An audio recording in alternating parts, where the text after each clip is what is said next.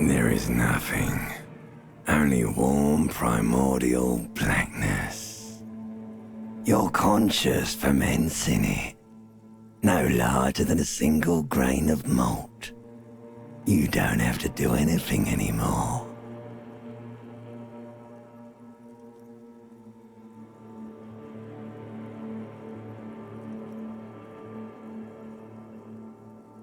Ever. Never, ever.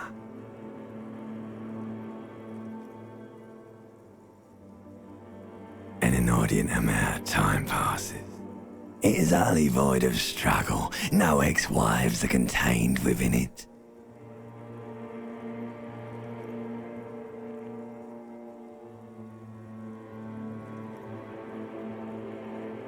An awareness creeps up on you. A mass lies hidden in your dead angle, soaking in some lurid acidic sauce. It's bloated and shameful. A ball of meat surrounding you. This is a terrible line of questioning, and it will only lead to more awareness of the meat thing. Ex-love, ex-tenderness. It is foolish of you to resurface to the loss. Not after all the damage you suffered to get here. Some of it irreversible. Stay. Sail with me through the abyss of pelagic zone. Alright, nothing town to fuck all borough.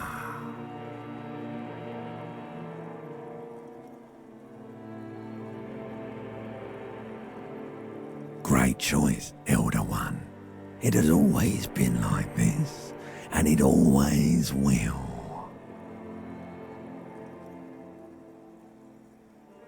The song of death is sweet and endless. But what is this? Somewhere in the sore, bloated man meat around you. A sensation. Like a fly to the ointment, your conscience sticks to it. The limbed and headed machine of pain and undignified suffering is firing up again. It wants to walk the desert, hurting, longing, dancing to disco music. The stench of liquor rises from your mouth, and with it, an ungodly headache. A fiery streak penetrates your skull, trying to force your eyes open. It's a sound, a clarion call from hell.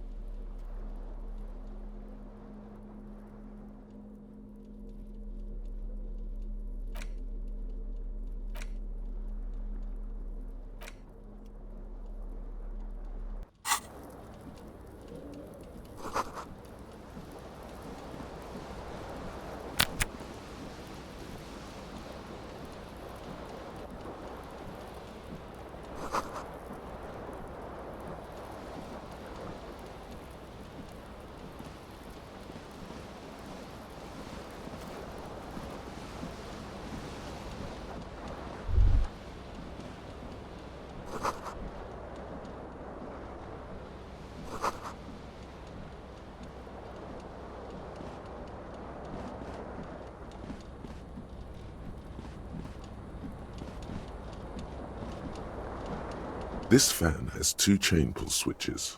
One ends in a tiny fan, the other in a light bulb. A truly horrific necktie has somehow attached itself to one of the blades. The blades come squeaking to a halt. It should be easier to reach the tie now. You swoop up and catch the tie. Snap! It's released from the blade. What you have in your hand is a truly hideous necktie with 4 or 5 different patterns. The knot reminds you of a noose. A terrible mistake. Turn the lights off immediately. You can practically feel the photons burning a hole in your brain. It's just a little hangover-induced photosensitivity. Don't over. The lights are off. The switch must be broken because nothing happens. The air in the room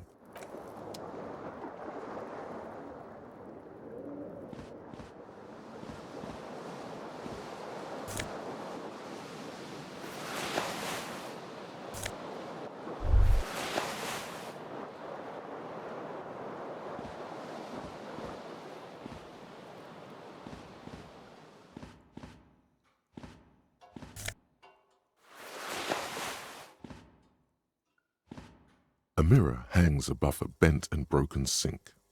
In a fierce discharge of masculine energy, someone has ripped half the faucet off. Hot water sprays from the base and steam covers the mirror. You cannot see yourself, just the outline of a man. Suddenly, you realize you have no memory of the face that awaits you there, underneath the soft vapor. As you slowly reach your hand, abort. You clearly have not thought this through. You won't like what you see there, and you will never unbecome it.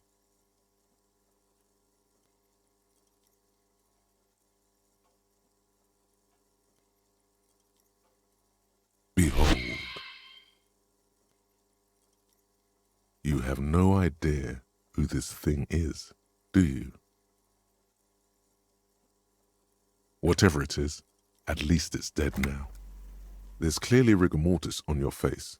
Oh wait, is that an expression? Are you trying to make an expression with that face? Please stop. It's horrible. You're scaring yourself. Oh my God. You can't stop. It's like it's not even voluntary anymore. You have worn that grin into your face and now it won't come off. What does it even mean? What is the emotion you're trying to convey?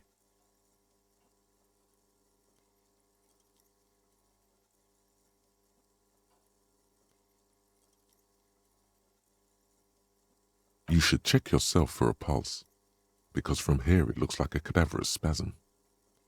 You find no sign of life on your swollen neck. However, putting your hand on your chest reveals an irregular heartbeat. You appear to be alive, for now.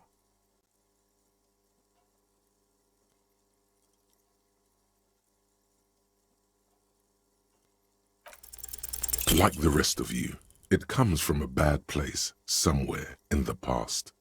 That's all you know for now.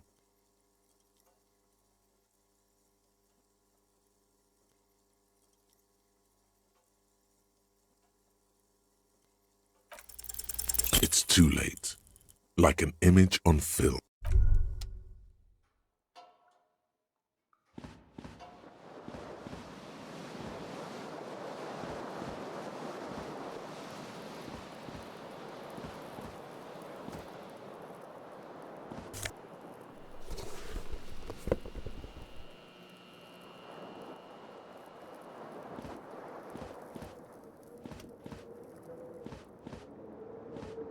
The window stands broken in its frame.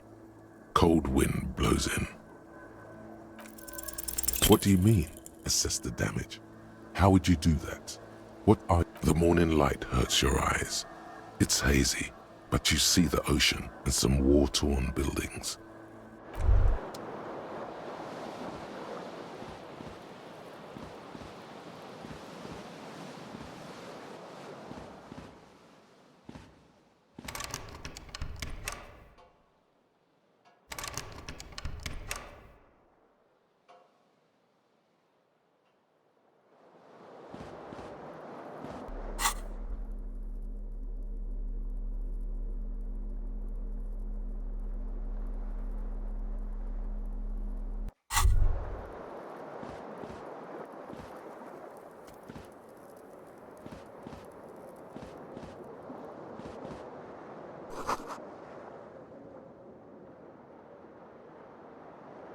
You hear a jingle. Keys are clinking in the pocket of your flare-cut pants. It says, whirling in rags, on the aluminium keyring. There is a single key on the ring. The number 1 is etched on it. It should open the door.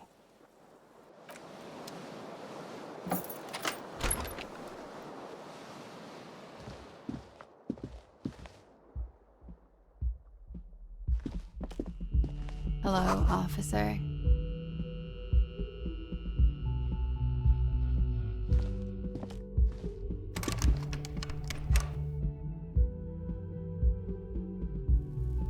The young woman raises a cigarette to her lips.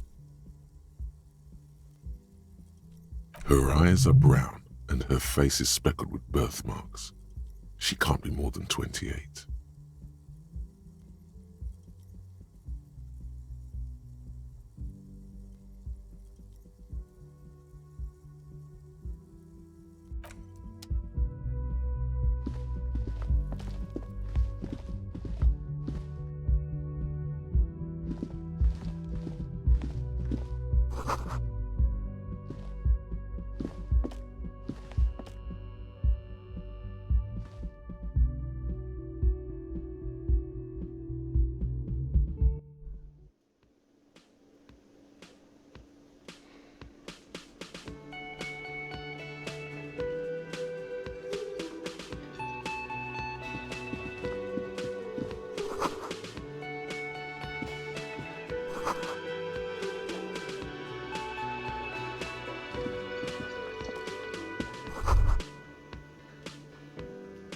You should totally sing karaoke here, the first chance you get.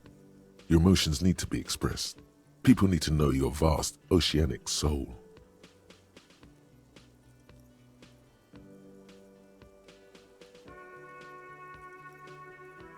Utterly, and it needs to be heard. Through a PA system. By other people. Whether they like it or not. Ram it up their ears, says your adrenaline gland. Violently express yourself.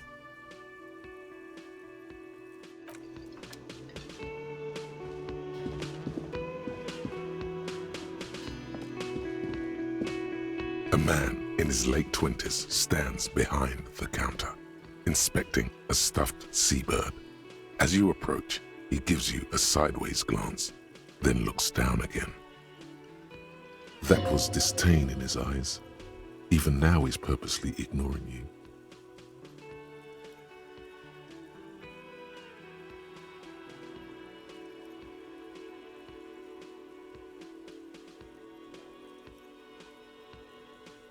Oh no, you're a hero. A real hero cop.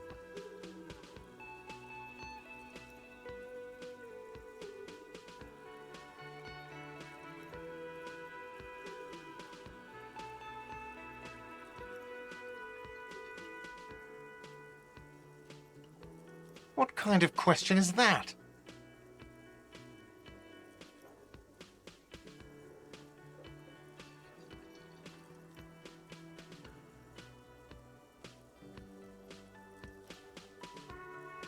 Are you serious right now?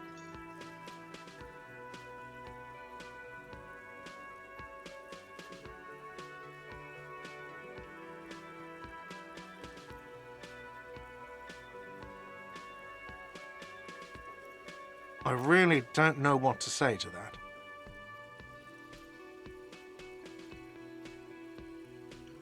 A competent work of taxidermy. The white and brown seabird lies among piles of coasters and drying mugs. One of its wings broken. The man is trying to mend it. Looks like the bird was ripped off the shield that was used to mount it, most likely on a wall. A small engraved steel tag says, "The Great Skua, Ste Koari Skua."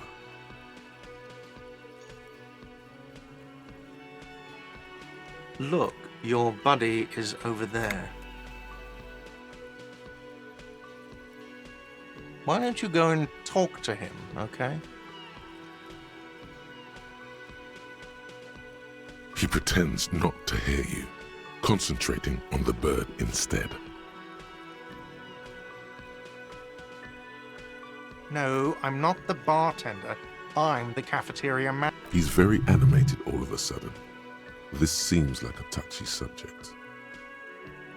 I have 3 cafeterias to manage. 3. Sylvie tends the bar here, not me. I'm only standing in. She just, you know...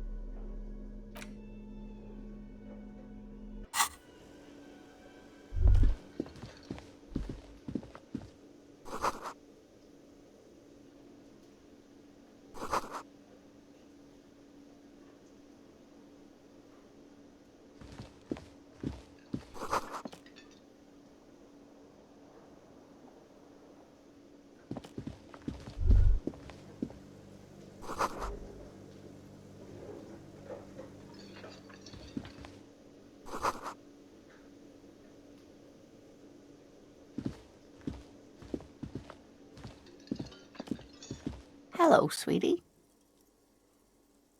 You shouldn't keep your colleague waiting.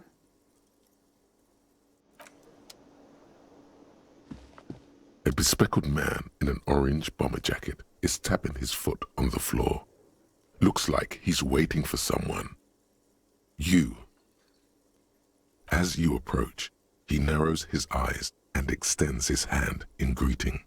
On the sleeve of his bomber jacket, as well as on its back, are the same enigmatic white rectangles as on your blazer. Hello, I'm Kim Kitsuragi, Lieutenant, Precinct 57.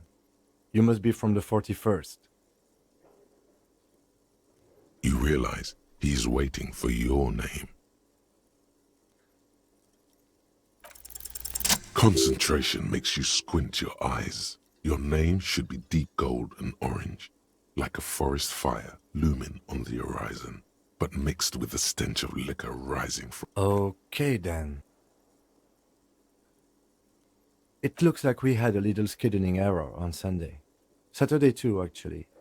Have you had time to talk to the manager here? If you don't mind, we should talk to him again. Ask him for a rundown of the area. Now that I'm here as well, it also wouldn't hurt to assure him the police are finally here. In full force, I mean. Have you mapped out the initial interviews? At the 57th, we like to prepare an initial list of persons of interest, and then just skim the surface. Prepare the field, get to know the players. You don't do that? Maybe it's not an inter-district practice.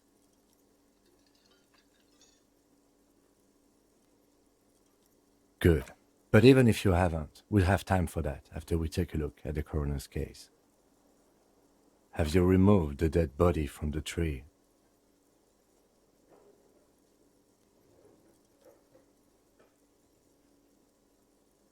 Completely. Does that mean you took the body down from the tree?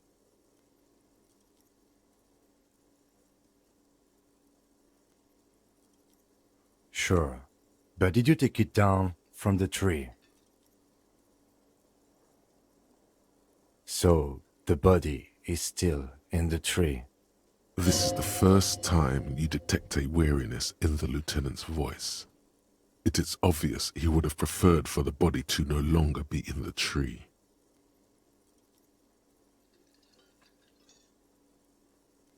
Where it has been hanging for 7 days straight. We should go there as soon as we are done talking to the owner.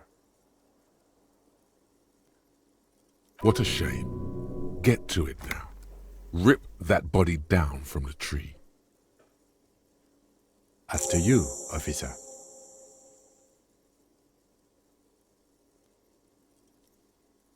If you're about to embark on an investigation, shouldn't you have a badge? You mean you don't have a badge?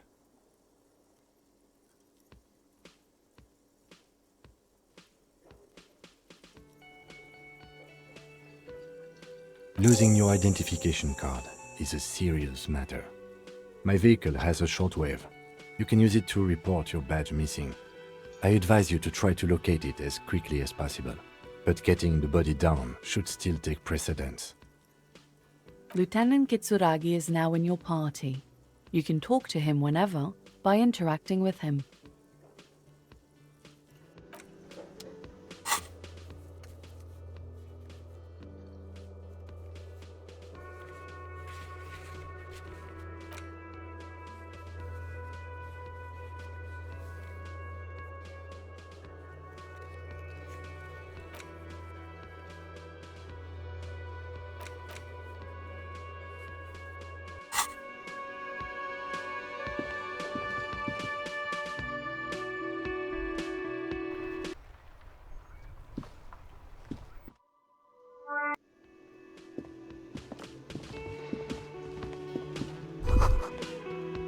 That sugary black rum stain on the counter makes you teary-eyed with joy. It's almost touching how syrupy and sticky it is. How long have you been up already? Attaboy. It's coming back to him. You had your mesolimbic reward pathway worried there, not thinking about drinking all that time. It was like you weren't yourself. Maybe you haven't turned out well for your drinking. Have you thought about that? Get a goddamn rum and lemonade to yourself, boy. What happened, man? You used to be cool. Go get your drink on and your act together.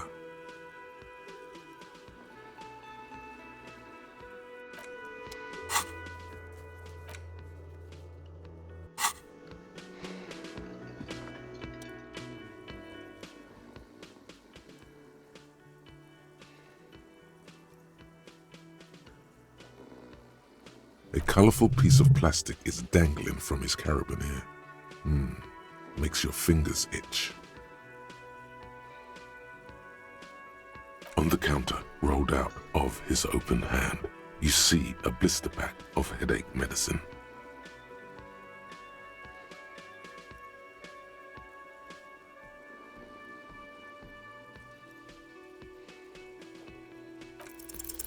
There is only one way to wake this bone idol from his slumber.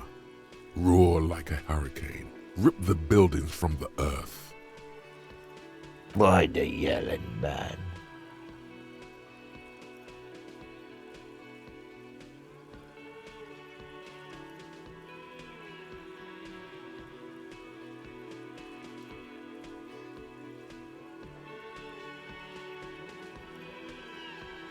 Really? You woke me up for that? Fine. What is it, officer? Yeah, what about it?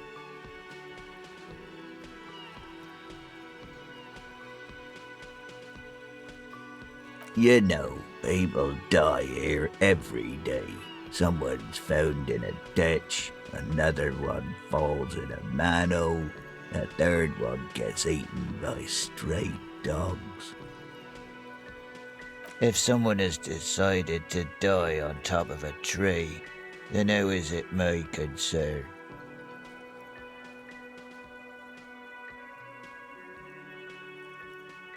I can tell you this. Trouble's ahead.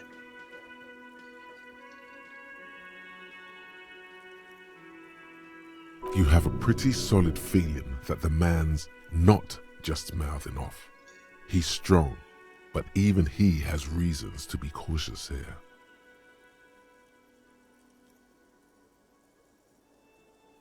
They say your guy was a killer. Your tree man.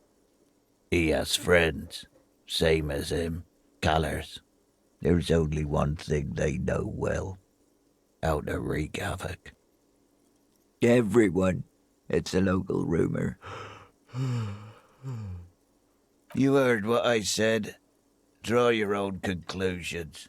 That's all I know, and I prefer to keep it this way. The lieutenant gives you a little nod, then makes a note in his blue notebook. So Union people think he was a killer, he thinks. Even Sleepyhair. This doesn't help a lot, but it's something. Good work, detective.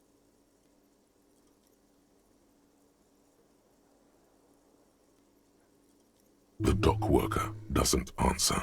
His head is already back down on the table, in sweet sleep.